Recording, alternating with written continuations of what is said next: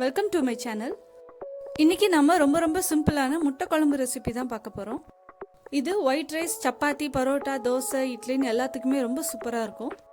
வீட்டுக்கு திடீர்னு யாராச்சும் கெஸ்ட் வந்துட்டாங்கன்னா இந்த மாதிரி ஒரு சூப்பரான முட்டை குழம்பு 10 நிமிஷத்தில் செஞ்சு கொடுத்துடலாம். இப்போது இதை எப்படி செய்கிறதுன்னு பார்த்துடலாம். இது செய்கிறதுக்கு 1 கப் அளவுக்கு துருவனை தேங்காய் எடுத்துக்கோங்க. இது கூட 1/4 கப் அளவுக்கு பொட்டுக்கடலை சேர்த்துக்கோங்க. 1/4 டீஸ்பூன் அளவுக்கு மஞ்சள் தூள் சேர்த்துக்கோங்க. 1 டீஸ்பூன் அளவுக்கு மிளகாய் தூள், 3/4 டீஸ்பூன் அளவுக்கு மல்லித்தூள், 1/2 டீஸ்பூன் அளவுக்கு கரம் மசாலா. இது கூடவே 10லேருந்து 12 பல்லு பூண்டு எடுத்துக்கோங்க. ஒரு துண்டு இஞ்சியை சின்னதாக கட் பண்ணி சேர்த்துக்கோங்க. இது எல்லாத்தையும் ஒரு மிக்ஸி ஜாருக்கு மாற்றி லைட்டாக அரைச்சிட்டு அதுக்கப்புறமா 2 தக்காளியும் கொஞ்சம் மல்லித்தலையும் சேர்த்துக்கோங்க. இப்போ தேங்காவும் பொட்டுக்கடலையும் லைட்டாக அரைச்சி எடுத்துகிட்டு வந்துட்டோம். இப்போ இது கூட நம்ம கட் பண்ணி வச்சுருக்க தக்காளியும் மல்லி இலையும் சேர்த்துக்கலாம்.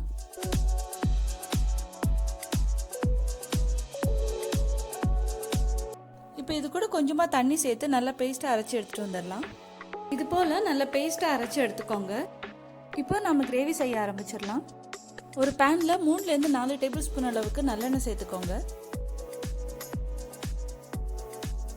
எண்ணெய் நல்லா சூடான அப்புறமா நம்ம அரைச்சி வச்சிருக்க மசாலாவை இது கூட சேர்த்துக்கலாம்.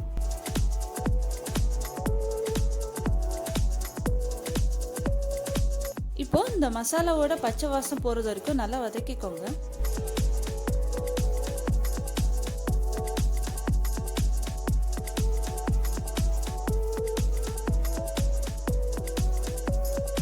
இது போல எண்ணெய் நல்லா பிரிஞ்சு வர வரைக்கும் நல்லா வதக்கிக்கோங்க. இப்போ இது கூட தேவையான அளவு தண்ணீர் சேர்த்துக்கோங்க. இப்போ நான் மசாலா அரைச்ச தண்ணியை சேர்த்துக்கிறேன். இதை நல்லா கலந்து விட்டுக்கலாம். உங்களுக்கு கிரேவி எந்த அளவு திக்கா வேணுமோ அதை விட கொஞ்சம் அதிகமாகவே தண்ணீர் சேர்த்துக்கோங்க. இது கூடவே தேவையான அளவு உப்பு சேர்த்துக்கோங்க. நான் தண்ணி அதிகமாக சேர்க்காம இந்த மாதிரி திக்கா கரைச்சி எடுத்திருக்கேன். இது போல் நல்லா கொதிச்சு வந்த அப்புறமா நல்லா கலந்து விட்டுட்டு நம்ம ஒவ்வொரு முட்டையாக உடச்சி சேர்த்துக்கலாம். முட்டை சேர்க்கறதுக்கு முன்னால் ஸ்டவ்வை லோ ஃப்ளேமில் வச்சுக்கோங்க. முட்டையை உடச்சி இது போல் ஒரு பவுலில் ஊற்றிட்டு அதுக்கப்புறமா சேர்த்துக்கோங்க. நீங்கள் இதில் டைரெக்டாகவே முட்டையை உடச்சி சேர்த்துக்கலாம். ஆனால் அந்த மாதிரி சேர்க்கும்போது முட்டை ஓடுகள்லாம் விடுறதுக்கு சான்ஸ் இருக்குது. முட்டை சேர்க்கும்போது ஒரு முட்டைக்கும் இன்னொரு முட்டைக்கும் கொஞ்சம் கேப் இருக்கிற மாதிரி கொஞ்சம் தள்ளி சேர்த்துக்கோங்க. முட்டையெல்லாம் சேர்த்த அப்புறமா ஒரு லிட் வச்சு கவர் பண்ணிவிட்டு லோ ஃப்ளேமில் 4லேருந்து 5 நிமிஷம் வரைக்கும் நல்லா குக் பண்ணிக்கோங்க. இப்போ பாருங்கள், முட்டையெல்லாம் நல்லா வெந்துருச்சு. இப்போ இது மேலே கொஞ்சமாக மல்லித்தழை தூவிட்டு நம்ம ஸ்டவ் ஆஃப் பண்ணிடலாம். இப்போ ரொம்ப சிம்பிளான முட்டை குழம்பு ரெடி ஆயிடுச்சு. இப்போ இதை எடுத்து ஒரு சர்விங் பவுலில் மாற்றிடலாம். பாருங்கள், நம்ம சேர்த்துருந்த முட்டை எதுவுமே பிரிஞ்சு வராமல் சூப்பராக மசாலாவோட குக் ஆகிருக்குது.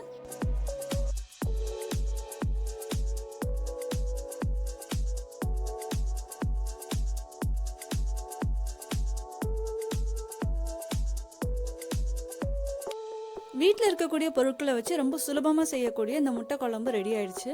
இது சப்பாத்தி, பரோட்டா, ஒயிட் ரைஸ், இட்லி, தோசைன்னு எல்லாத்துக்கூடையுமே ரொம்ப சூப்பராக செட் ஆகும்.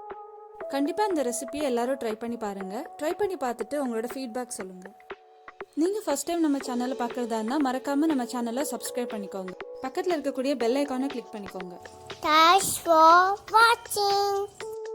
Subscribe, please.